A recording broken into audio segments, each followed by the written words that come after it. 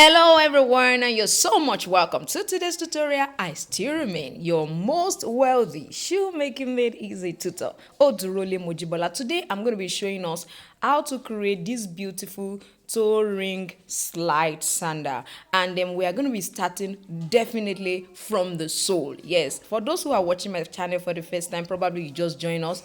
We make shoemaking easy right here, right here, right here, right here. So today we are going to be starting with the insole for this particular design. I'm sure you want to see how this goes. Sit back and I'm gonna be right back. All right, for our toe string strappy slide, we are actually going to be using this particular template. I've taught on my channel how to transform a round shape insole into a square shape insole. So if you want to learn more about that, please check the screen. You can see on top of the screen you'll be having a suggested video. Just click that video to see how to transform a round shape into this. Now if you look at the picture we have on the screen, you'll find out that the square shape of course looks like this, but this other side does not have this kind of shape. So I'm going to try to modify this particular one, making it look much more curvy than what I have right on this particular one. So let's go right into that.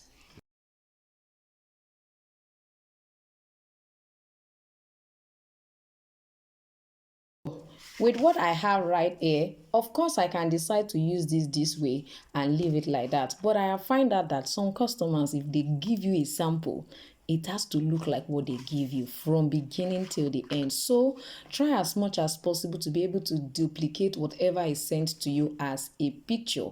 And of course, if there is going to be a difference, let it be minimal. Let it not be something so obvious. Of course, like I said, I can leave this way, but I am not going to be doing that. So from what I have right here, you can see what we have on the screen. I'm going to get a round shape to see how I can try to actually work on that side. So I have this round shape here. Let me see what it will look like if I use this to adjust it a bit.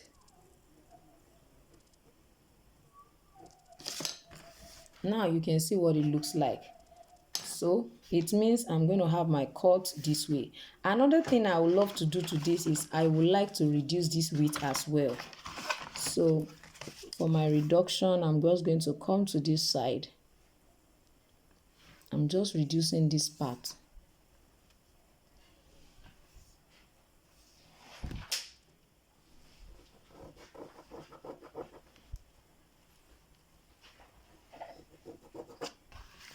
So I reduce that side.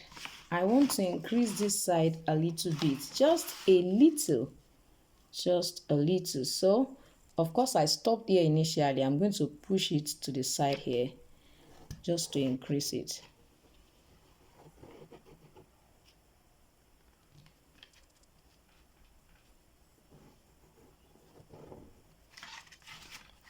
So you can see that little increase. That is just perfectly okay. What will I do next? I'm just going to be trimming. So I'll ensure that I trim inwards and then trim on this side as well.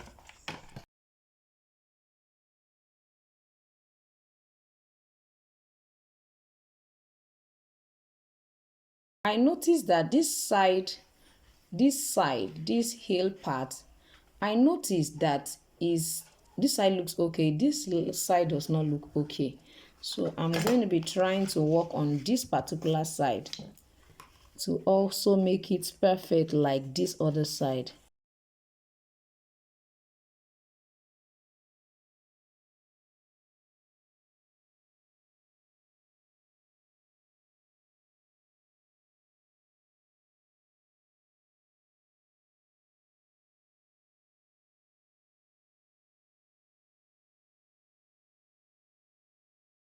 I don't know if you can see this. Yeah, so the next one I'm going to be turning it this way. I hope you know that you are going to be having left and right, so you got to be careful so that you're going to be having left and right. Don't make the mistake of placing this here and placing this one like this. It means you have cut the same leg.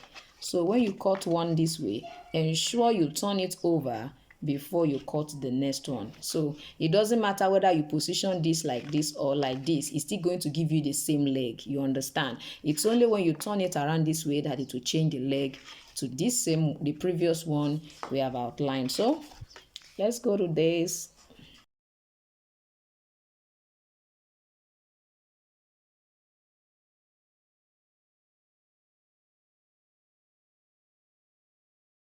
Yes, now you can see what we finally have.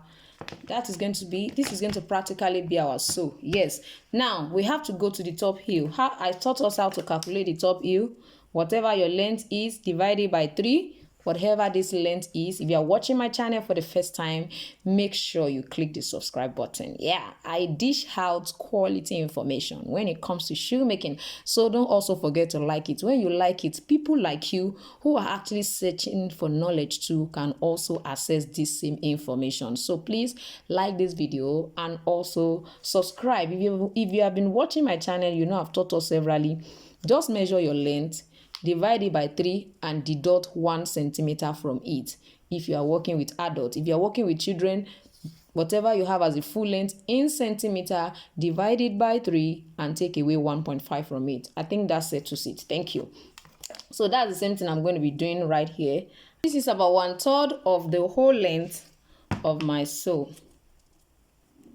Can you see what I have? About 1/3 of it. That's supposed to be the top heel. So from what I have here, I'm going to be using this as top heel.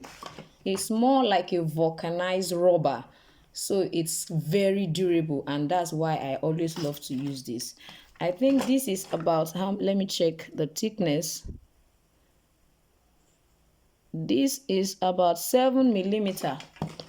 If I'm correct, yes, that's about 7 millimeter, the thickness. So it's very durable. So I love to always use this as my top heel. You can definitely use so many other materials. I've seen some people use exactly this as their top heel. The only challenge is that the wear and tear of this particular thickness is faster than what you have here. So I hope that helps somebody to make the right decision when it comes to top heel today.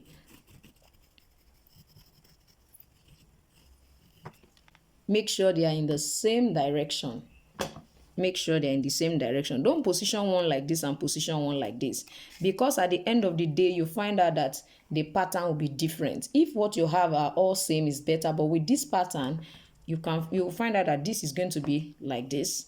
If you position another one like this, it will end up being like this and like this. The two will be different, and that's part of what you should pay attention to when you are creating, except you want to place it this way. Of course, you can actually place this way as well. So now that I've cut it out, I'm going to go ahead and place this right here. Then make sure that you have a little bit outside, so that by the time you finish grinding that side, you can see what I have. So I'm going to be marking it here.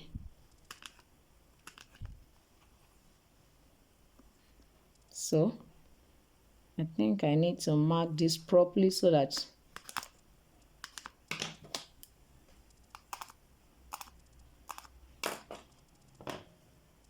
you can see all of this side. I'm going to make sure that I grind them and roughen it, so that by the time I'm going to be placing this, it can stay properly well. Now another thing you can do is, if you are placing rubber to rubber sheet like this, I'm going to suggest you actually stack on top of these about 1 millimeter or 2 millimeter EVA foam, which is also called Mako in Nigeria. So you are going to be buying, let's say, Mako 2. Place it on top of this one. That is what I mean by stack it right here. Then you go ahead and place this on top of it. It makes it adhere properly without removing, especially when you are using rubber sheet to rubber sheet like this. So I believe that should cover that. Now, if you're going to be using sandpaper, please ensure that you use a very rough one, so that you can use it to easily roughen this particular side. Alternatively, you can use a rasp. You can use a rasp like what I have on the screen, just to roughen. We have the rough, we have the smooth. So you can use it to roughen the surface in case you do not have a grinding machine yet. You can also do the same thing here. you understand, on top of this one before you place your 2mm marco to stack it. So let's go right into what the inner sole looks like. All right, for my inner sole, I'm going to be making use of this particular EVA foam. It has a thickness of 4mm. So if you want to buy and you are in Nigeria, you can ask for Marco 4. They call it Marco in Nigeria. In some other country, they call it a sponge foam. But it's popularly called EVA foam. As far as I'm concerned, as far as the internet is concerned, you see it as EVA foam. I know some country call it sponge foam, probably because we have it very fluffy, although some of the ones we have here in Nigeria that is very common are not really fluffy. It's not like we don't have fluffy ones, but the most available and common ones are a bit hard, just like what I have here. This is quite very thick. Of course, we have some, I mean hard. It's not just the thickness, hard.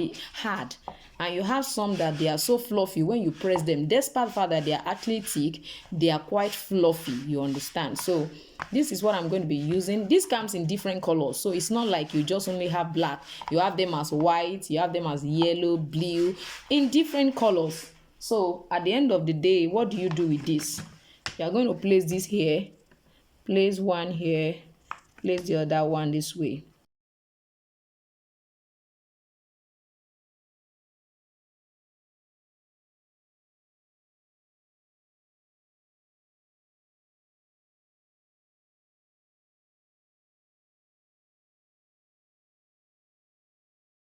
Don't forget, this is for this and this is for this. Make sure you don't interchange them.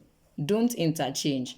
The reason is because by the time you place like this, it will still be perfectly fitting this particular one. So try as much as possible not to interchange them. So from what I have here, I'm going to be placing my leather here. Of course, I'm going to be using a fox leather.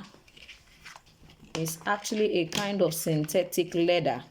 So I'm going to try to just faintly, because I will not want those marks to be showing on top of it, but I want it to adhere very well. Now I need you to follow me on how I'm going to be applying the contact cement adhesive. It's popularly called a Forte in Nigeria. We have them in different brands. We have the Top Bond, we have the OC High, we have the Energy, we have the V-Track.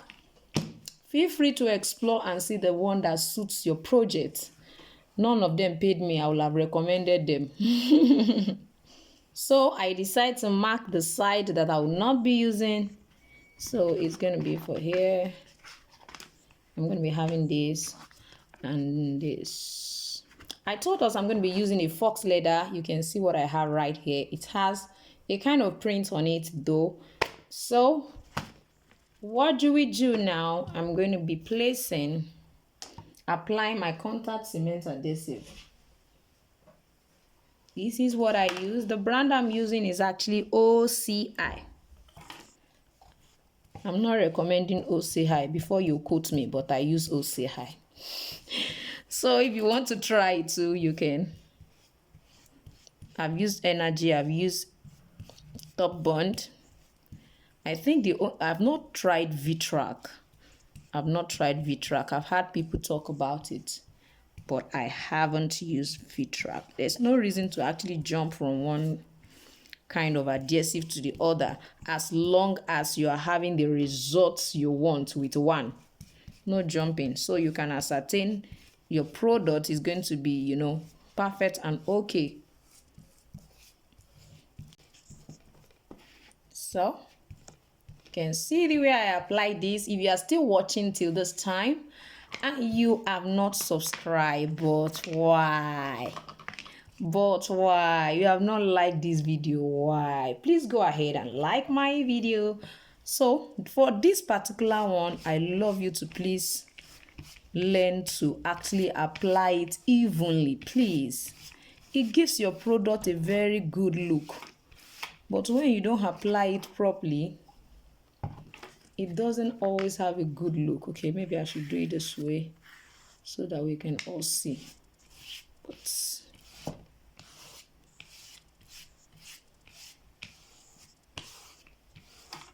Can you see the way I wipe down? I'm not wiping up and down. Don't do that.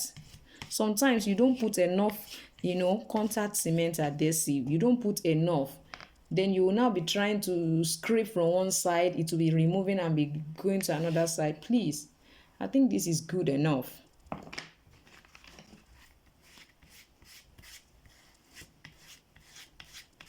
If you see that you have exhausted the contact cement adhesive, please add more.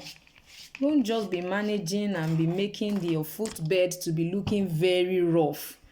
Because if your leather is light, for example, when you are wrapping, for example, and you are using a very light leather, you will just find out that the inner sole will be having so many kind of spots, like something small things under it, and it will not be looking very smooth. So just take your time to apply it. You can see what I have right here. Apply gently. So we're allowed to dry 10 to 15 minutes. You can touch it, because that's another thing. The rate at which each of these contact cement adhesive brand dries up is totally different.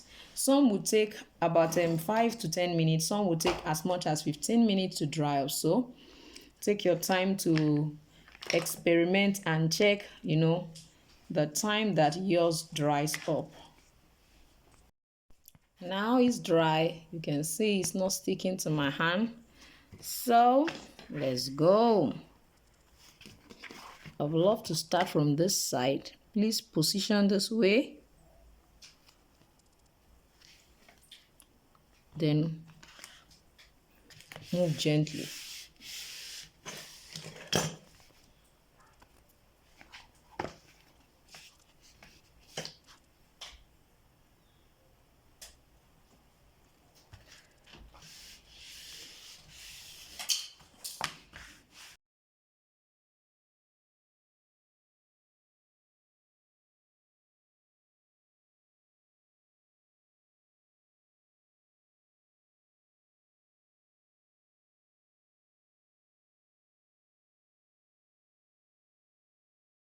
So you can see what I have right here. My footbed is ready. It's ready. I'm going to trim the second one as well. Now this is for this. So my footbed is ready. So I think of course I'm still going to grind this and attach the top heel just to make this ready. Now after this, what we're going to be going into is actually the pattern. If you have actually enjoyed this, please let me know in the comment section if you enjoyed this and will want me to continue. Once again, I need you to know that our weekend class for the month of February 2023 is starting this Friday. Yes, the commitment fee is $3. $3. Please let me know in the comment section as well if you'd like to join us. These are what I do. I pick up a particular design on a weekend, just like what we are having today. I teach them all of the processes involved in creating it, from the pattern drafting to the sole, to the template, and then the lasting, the positioning, the finishing. That's what we try as much as possible to actually do for every weekend. Some weekend I take them into the business of shoemaking. So this is not just about you learning how to make shoe. You can acquire all the skill if you like, or if you can. But trust me, if you don't understand how to market, if you don't understand how to also sell, it's as good as you don't have a skill. So for Jibbyfemforte, we don't just teach you the skill. We empower you to be able to run the business successfully, with you seeing yourself growing daily. We have courses for beginners. We have courses for intermediate, advanced classes. Please ensure that you don't walk alone in your journey of shoemaking. Join a community where you can grow, and that is why I organize the weekend class, for you to be able to refresh yourself every other week with a new design, with a new additional information, with trending information on how to improve yourself and improve your business, and take your business from just an ordinary small business to a bigger and a wider one. Thank you once again for joining me today. I still remain your shoemaking made easy tutor, Odurole Mojibola. I'm gonna see you next time. Bye.